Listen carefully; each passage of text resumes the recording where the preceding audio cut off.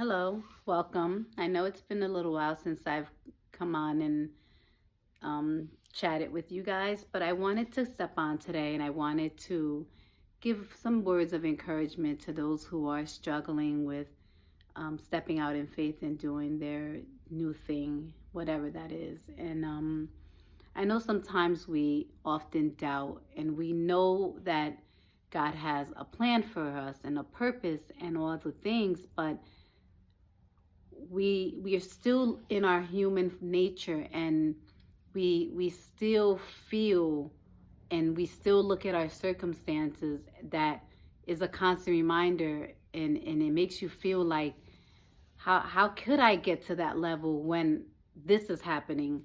How can I achieve this level of status when I'm struggling with XYZ? So I'm coming on to give you some words of encouragement that, if God said he's going to do something, believe that he will do it. The Lord tells us that he will not leave us nor forsake us, to be strong and courageous and to not be afraid. And I want you to just hold on to that if God said that he is going to do something, or if God has promised you something, you know what God has promised you. You know whatever that is, whether it's a relationship, whether it's a career, whether it's a home, a job, a car, whatever it is that he has promised you, hold on to it. Believe me, when the Lord says he's going to do it, he's going to do it. But if I'm honest, it does take time. What I'm doing today in just my life alone has been progress of umpteen years, and I am still working. I am still in the working progress. I've been doing all the work of healing, the work of forgiveness, the work of loving on me. And I don't know about you, but for a long time, I know how to love on everyone else. But I didn't know how to love on me. I didn't know how to show up for me. I didn't know how to be kind to myself. And I started to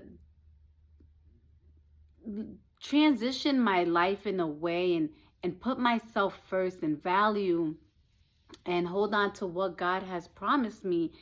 And I started to tell myself, like, Tammy, you need to do better with you.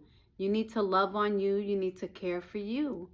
And I know that a lot of us struggle with that, because we're just going on with life and doing all the things. But do we really love ourselves, or do we really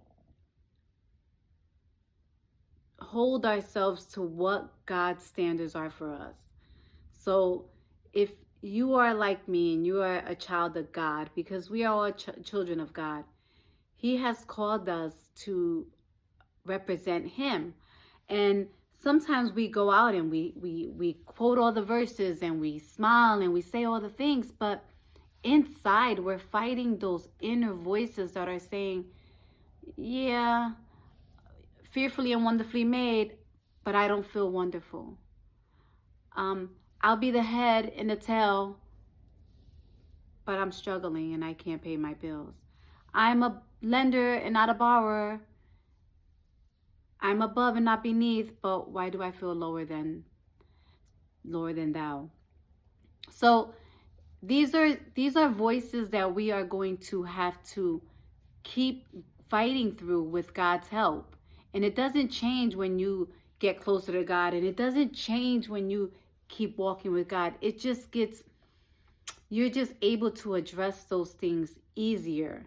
And I was listening to a speaker yesterday, and she made a awesome statement about, I gotta look into it, but that she said how there's going to be two people going through life, right? So we're going to be going through life struggling probably with the same issues, right? Perhaps pornography, addiction, gambling, or whatever it is you could be struggling with. The believer will hold on to God's promises and go through those same circumstances, holding on to what God has promised them. But a non-believer is going to take those same responses and they're going to get deeper into the gambling, get deeper into the ways of destruction, probably take their own lives, and it would just keep going down a darker path, where the believer, on the other hand, will be going through the same exact thing, but God will be elevating them even higher.